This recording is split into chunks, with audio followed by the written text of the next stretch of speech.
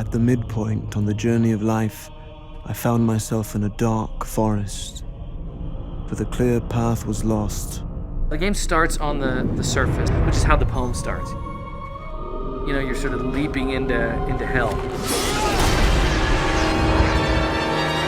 When you jump through that door to follow the devil and your fiance's soul down into the depths of hell, that's the moment where our Alice jumps through the rabbit hole. Whoa, this is unlike anything on Earth, right? It's hell.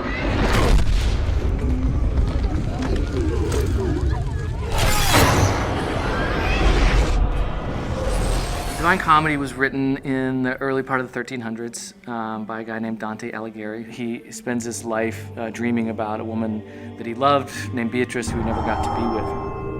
He writes this poem, which is basically about his journey through the afterlife to get to her. It's the number one thing that Dante Alighieri is remembered for, is creating that typical view of hell, the medieval vision that has lasted throughout the ages. Dante essentially introduces the concept of the 9 circles of hell. I mean, it lays it out level by level, you know, the punishments of hell and where each sinner goes in hell in these different circles. He's literally like laying out a map of hell. The poem itself was disturbing, and it describes the different rings of hell and all this anguish and suffering.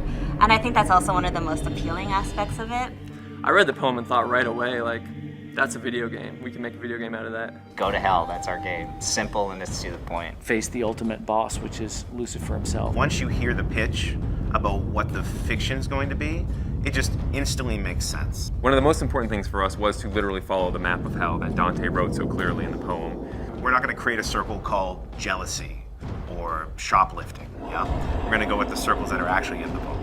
The things in the Inferno that we knew we couldn't change, I mean, definitely the rings of hell, and also like the major characters. Of course, each piece we sort of interpret a little bit differently. The character that you play in the game is a reimagination of the original Dante, and he's fighting for love. Lucifer has taken his love, Beatrice, into hell, and he actually fights death, and he actually defeats death and takes death's scythe. And he says, you know, I'm gonna take this thing, I'm gonna go into hell, I'm gonna get her.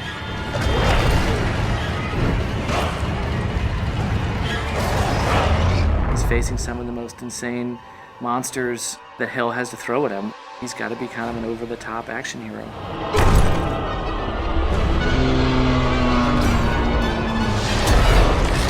Everything you do in this game is brutal. It involves eviscerating, ripping open. It's definitely a brutal game. It's not for the faint of heart. We have enemies that push the limits of taste. You kind of be like, oh, dude, you see that? I want that moment, and we're working our butts off to deliver that. The first thing you hear when you come into Limbo for the first time is screaming. Right away, he sees like shades falling, screaming, you know, as they fall in, they're screaming, and you know, from moment one, you know you're in hell. People are being vomited into hell. Masses of people huddled together, naked and scared, cold and huddled. Oh, the humanity. And then Big Minos is gonna judge you at the end. It's bad. Like, it only gets worse from there. You know, it's all downhill from there. It's going to get much crazier as you descend. It's just going to get really dark very quickly once you pass Minos. This is hell proper. Here we go.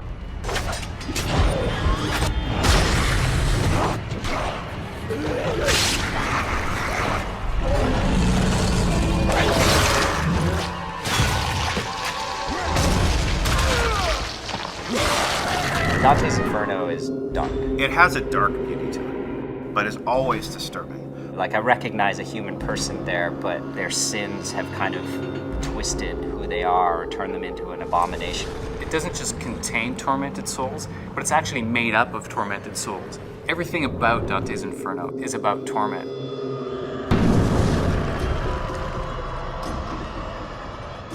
In Lust, the tormented souls are their lovers searching for each other. They're denied each other, and that's their punishment. Reaching out to each other, but never able to touch.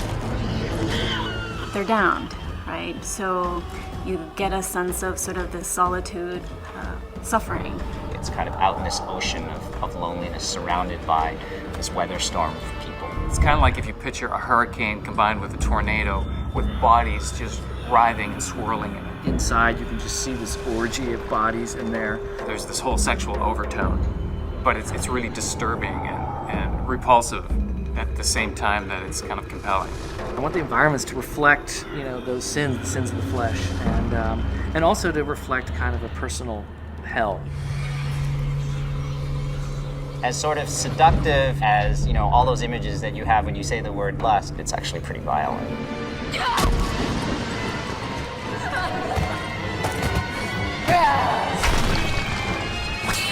We did have some excellent people from the outside the company, some brilliant artists, work with us to give us a little influence. Wayne especially, he's been working with the Inferno theme for a very long time.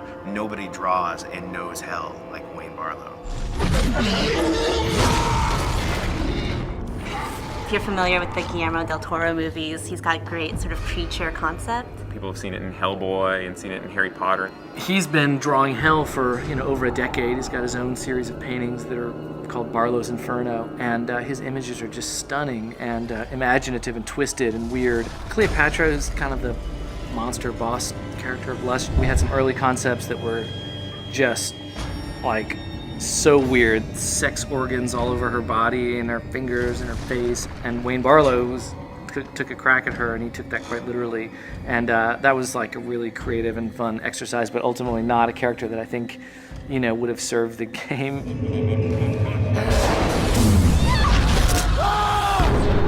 Disturbing is the watchword. Brutal is the watchword.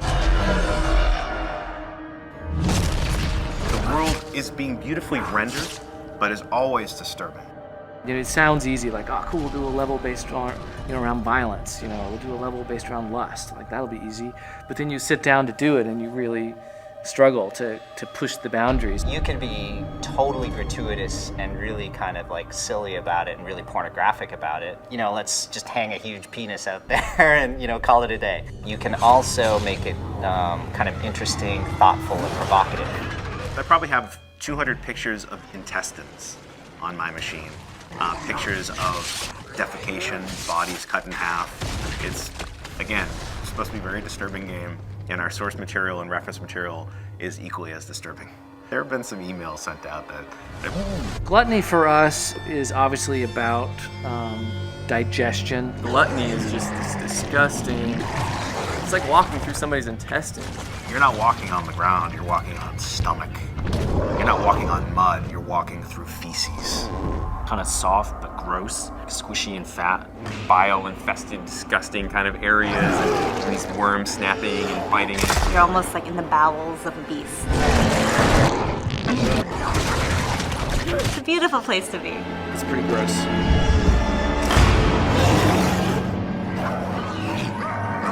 Hell is really almost the biggest character in our game. Hell is the star of the show, there's no question. Of course, as you're progressing through the circles, the gameplay becomes more challenging. There's this sense of intensity, both in terms of what your enemies are doing, and also what the environment is doing to you. I knew to pull off a project this ambitious, we'd have to have an incredible level design team. So I was able to convince Michael Chang, who's just one of the best in the business, Metroid Prime, God of War. Convincing him to join the team and basically lead the level design effort was almost an emotional turning point for the project. There's this area called the Hall of Gluttons, and it's kind of like a mind trip thing where Lucifer is controlling your environment the way we try to stage the puzzle. That makes it feel like the environment is like alive. That's probably the best kept secret about the game. You're going to be treated to just unbelievable variety in the level design throughout the entire game.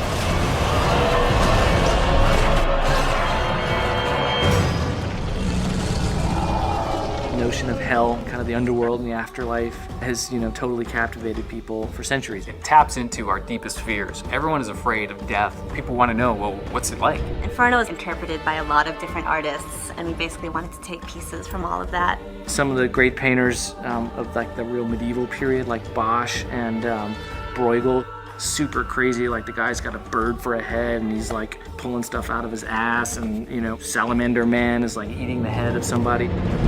One of the great artists that's inspired us is Rodin. He was the first guy to do hell in 3D. He created the Gates of Hell, which is like a stunning sculpture, and it's just got all these crazy bodies in it. His stuff captures that like human element that we really want to go for. Gluttony is very interesting. It's very organic. gross and mucusy. It's based on the ravenous desires of those who can never eat enough.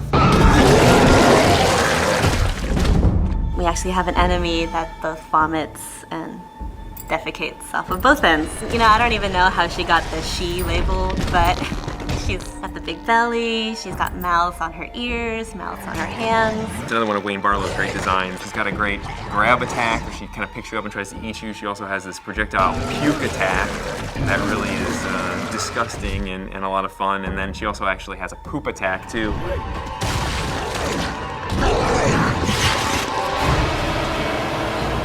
Cerberus is the traditional guardian of gluttony. In that kind of ancient mythology, it's a three-headed dog. We've kind of abandoned that version of Cerberus. When I saw that, I was like, whoa, that's not how I would have interpreted Cerberus. That was one of Wayne Barlow's creations where it's almost as the three heads have actually puked out of a human, and it's just disgusting, and it's weird, but you can't take your eyes off it. Glutton is the third circle of hell, and it's going to get really weird pretty early in the game, and you've still got, 6 circles to go. Dante's a no-holds-barred, unrelenting, never say die, just not gonna give in. If anything sort of confronts him, he's ready to go up against it. Kind of a brutal bastard. Dante's not a good guy. Like, ah!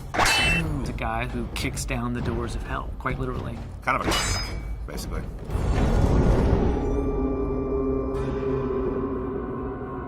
The thing about hell is it's hard to find someone who could stand up to all that. And that's really what the impetus to make our character as badass as he became. The poet, as he goes through hell, he's fainting, and Virgil picks him up and carries him over spots. And that's not a character that we could use for a hero. Real Dante was in Florence during the Civil War. He was more of a politician. We wanted something a little bit more, and so we made the bold choice to give him a past as a crusader. He's had a pretty tragic and, screwed up past. A lot of things in his past that haunt him. It's definitely not some straight sort of action hero. I like the fact that he's a little bit more human. I mean, obviously he's wielding this giant scythe that most of us couldn't lift, and I know because we built one for Comic-Con. So he's definitely, superhuman in that sense. But there are certainly moments in the game where he's not sure if he can go on. I think the story kind of demanded that he be a little bit more complex. The first line of the poem is, at the midpoint on the journey of life, I found myself in a dark forest, and it's a metaphor for him being confused and troubled about his own life, but we wanted to go to the nth degree for the video game. And so we wanted him to basically have committed all these horrible sins. Dante is guilty of all 9 sins and then some. Definitely start to see how his family factors into it, and you might start to see some familiar faces as you're going through hell and how that sort of messes with him. He's done a lot of bad things in his life. I think one of the important things is as you play through the game, you realize that Dante also tries to redeem himself. The tapestry on Dante's chest is basically this enormous symbol of guilt for him, summing up all the terrible deeds that he's done or all the terrible moments and memories of his life. The tapestry represents Dante's realization that he needs to suffer for his sins, the same way that people have suffered by his hand. Remembering things, but he's remembering horrible things, so we wanted him to be like nightmares, And we knew that we wanted a really cool mechanism for showing those kind of flashbacks in the game. He's literally wearing the sins of his past sewn into his chest, and he's the one who's sewn them in there. We unfold his past transgressions through a series of flashbacks.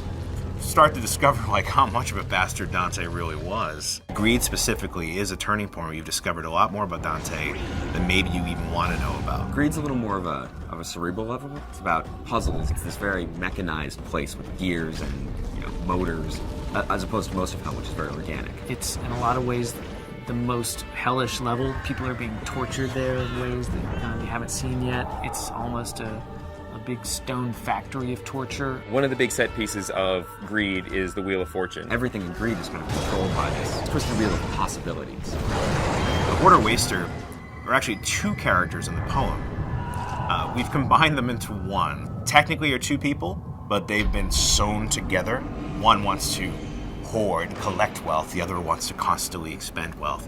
And they're stuck together for an eternity to sort it out amongst themselves. Greed is all about torture and teasing people with the lure of gold and ripping them apart as they reach for this. Totally different sort of environment. You got molten gold sort of dripping on the sides. It's a complex level, but it's pretty 303. Greed's an interesting level because it's really kind of the beginning of Act 2 in a lot of ways. You're going to leave greed behind, descend down into the 5th circle, and, which is anger, and that's where the putrid swamp of the river Styx begins. In Inferno, there's just nowhere to just hang out. You know, I'm just going to go to the jacuzzi area. Anger is all about just intense violence and rage. Everything in the world is against you. Cutting limbs off, heads are coming off. Boom, boom, boom. Anger is definitely a level that Dante can sort of unleash his fury in.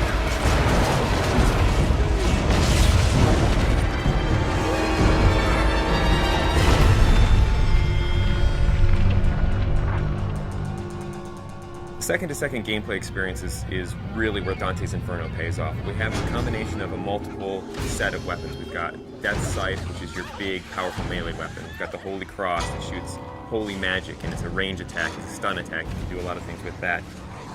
In addition to that, we have magic. You'll have magic powers that are on the righteous side and the unholy side. If you're in trouble and you want to like get out of the way or jump in the air or roll over there, whip out the scythe, blast with the cross, all those things just kind of lead into each other. You don't kind of have to stop, start up something else. The main thing is you have a big ass scythe in your hand. We had like a sword at first. It wasn't feeling right. It just felt small and puny. The scythe's the thing here. That's almost the other character in there. The scythe that Dante uses is actually Death's Scythe. It's dark, it's evil, it's punishing, it's sharp.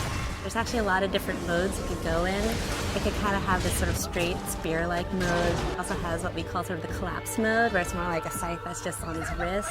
At the beginning, we're all trying to find different things. We actually bought a scythe, you know, farmers, monthly or whatever. So we bought this scythe. As soon as we got the scythe, it's got the little handles like, no, this ain't gonna work. Sometimes you'll come into work and like you'll go to the kitchen and get coffee and there's just like some guy over there like with a broomstick and he's looking at himself in the mirror like doing this or going. So not only punishing everyone with that scythe, the other part of the combat is you've got the cross as well. The cross primarily is about stunning, pushing back, holding off enemies to buy yourself time. You know, it never really touches anyone physically. It's more about the power that you get from it. It's a little bit more about crowd control. I kind of liken it to sort of like the Force in Star Wars. It's really used as a great way to either set up a combo or a way to hold them in place while you then beat the shit out of them with the scythe. We really leave it open to the player whether they want to go sort of all in on the holy powers, whether they want to go all in on the scythe powers, or do a mix of both. There's kind of a reason that Dante's got these two weapons, kind of yin and yang, you know, they're dualistic. And that plays out in not just the combat, but in the story as well. That's the whole personality of Dante's Inferno. The most important thing to us was making sure that the combat felt awesome. One of the big things that we wanted to do in Dante's Inferno was really have the game run at 60 frames per second. 60 feels free, it feels fluid. 30 feels like you're drunk. I mean, we did some tests, you know, where we took 30 and we took 60. You can totally tell the difference. As soon as you go to 60, you just see the flow, you see the trails, the scythes leaving behind, and just the smoothness.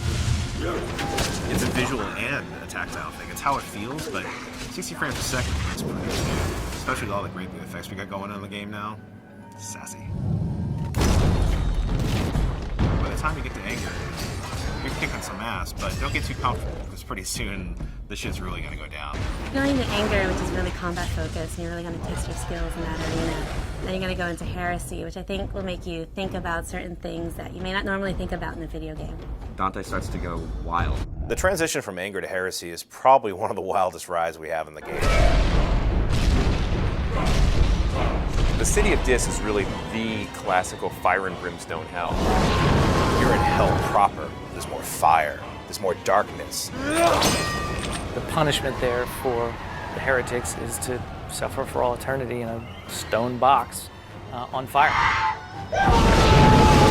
This is the devil's backyard. You're now in the show.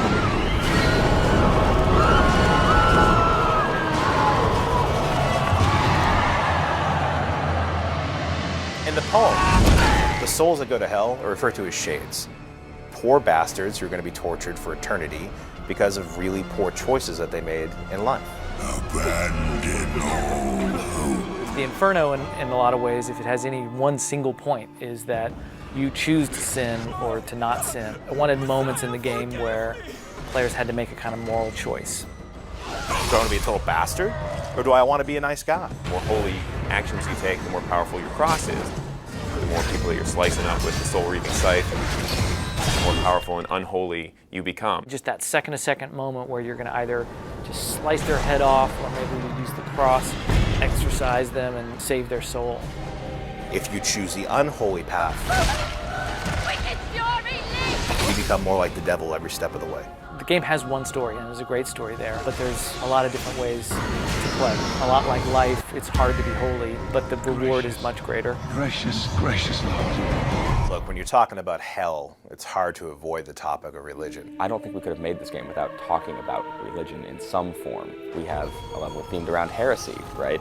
How can you talk about heresy without religion? Yes, it's dealing with kind of Christian themes of Christian mythology, but it's also dealing with a lot of ancient mythologies and a lot of folklore. When you read it, it's very, very fantastical. It's like reading a fantasy novel.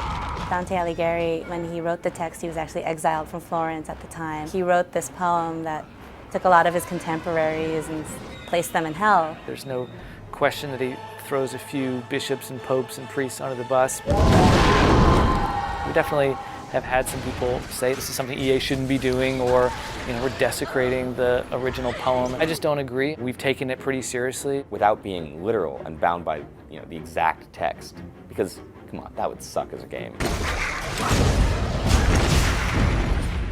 It is a video game, and we took liberties, there's no doubt. Controversy around the game will probably center around very mature imagery. I have had some concerns at night about receiving things in the mail that I didn't want to receive. I've been called a baby killer, so it can't get much worse than that.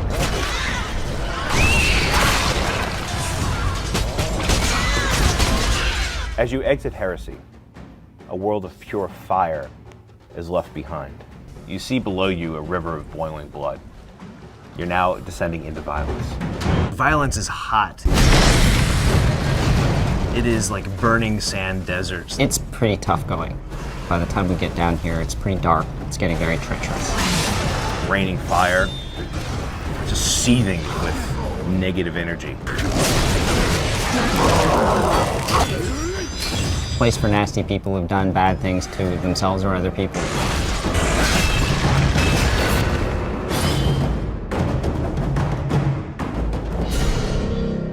Violence is divided into 3 sections. Violence against others, violence against themselves, or violence against God. It starts off with people who were violent against others immersed in this river of boiling blood, and they're buried there up to their heads. They have to cross this nasty river first before heading into the wood of the suicides. They're tormented by being turned into trees and having their limbs broken off for all eternity. And finally you get to the burning sands, this hideous wasteland where people who were violent against God reside.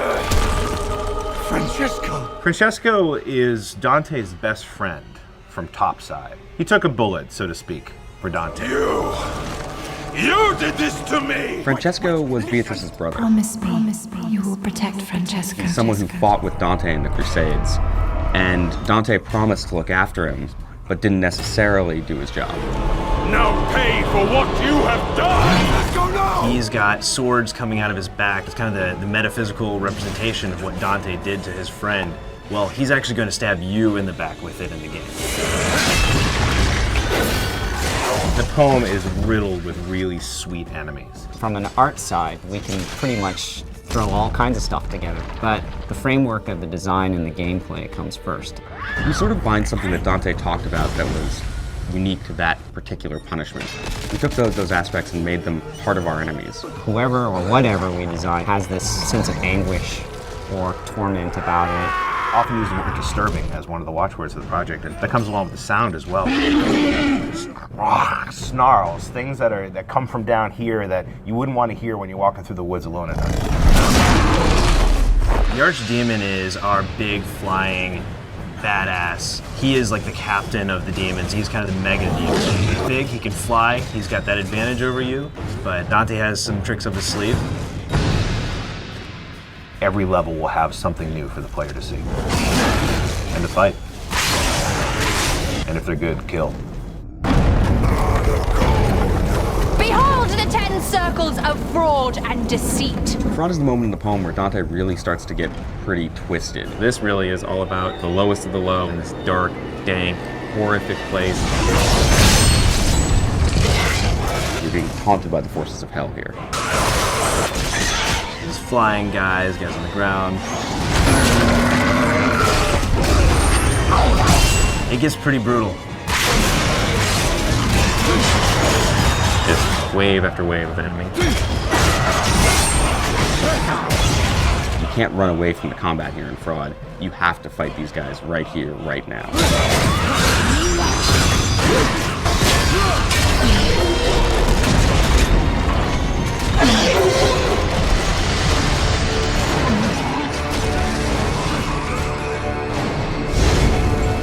Fraud is where the liars all go. Falsifiers, evil counselors, The panderers and the seducers, there's the sowers of discontent. thieves, grafters. The politicians, we kept everybody. In the text, he calls it the Malabulge, which translated means evil pouches. The Malabulge are these pockets. Each one has a different sin, and each one has a different punishment, described in great detail by Dante. It's kind of like a dank, stinky cellar. Things are rotting. It's very dark and it's very creepy. You really can't see where you're going. It's getting smaller and smaller and deeper and deeper. There's not a lot of light seeping down from the top. The only thing you're going to see that shows up really well are things that are on fire. There's definitely a couple of those. Of course, you're fighting for your life the whole way down. If you're not fully prepared for it, you're going to be in a little bit of trouble. Fraud is composed of a series of arenas. Seriously, like a Fight Club. It'll be a real gauntlet. Gameplay-wise, it's a real sort of test for the player. These are almost combat puzzles. You've got to be thinking a little more strategically than you do in most arenas. Every creature that you faced, you're going to face again here. You be attacked by tons of them at a time. Like a high school reunion. Except you get to cut everyone's heads off. You're really going to be playing your playstyle at that point. It's where you get to use whatever upgrades you've chosen to buy. If you focus on the scythe, you're going to have lots of scythe combos. The holy side of the upgrade tree, you'll be rewarded with martyrdom. It sucks guys in and lifts them up in the air so you can jump up and wail on them. There's one challenge in particular at the end of Fraud that it basically throws everything in the kitchen sink at you. The designers have a little fun and really torture the player. You'll have a moment to kind of catch a breath, and then there's going to be a moment when basically all hell breaks loose. You're going to be just in complete panic mode.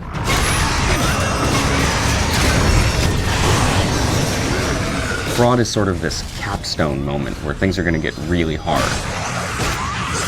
In my mind, Fraud is the hardest level in the game. As you exit the circle of Fraud, it goes from cold, dark stone to ice. It's not over yet. You've got to go down into treachery and defeat the final boss, Lucifer, in the very bottom, frozen in his own tears. So the 9th circle is the big one. We're going to resolve Beatrice, we're going to resolve Dante, we're going to resolve Lucifer. It'll all play out in the 9th circle. The 9th circle is where the big boys kept Lucifer. We're now in the very, very bottom depths of hell. It's a completely frozen wasteland.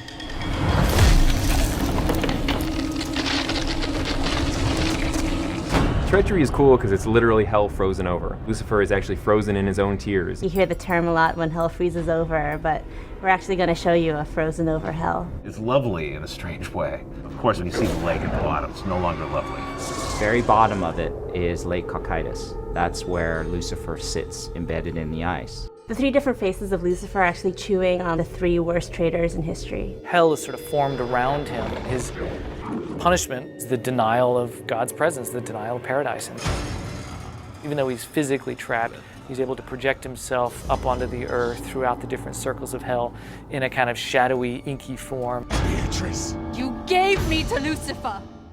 In the poem, he's really locked down in that 9th circle. In the game, we really brought him as a villain to the forefront. Really give Lucifer sort of a bigger role. It was this idea that Lucifer would be presented almost like a human kind of guy. From the beginning of the game, he's in your face. He's dangling your girlfriend in front of you and saying you can't have her. Come on, sucker. There's this kind of love triangle thing going on. He kind of taunts Dante and shows different parts of Dante's past and kind of antagonizes him all the way through. So by the time you see him, you're ready to kick some ass.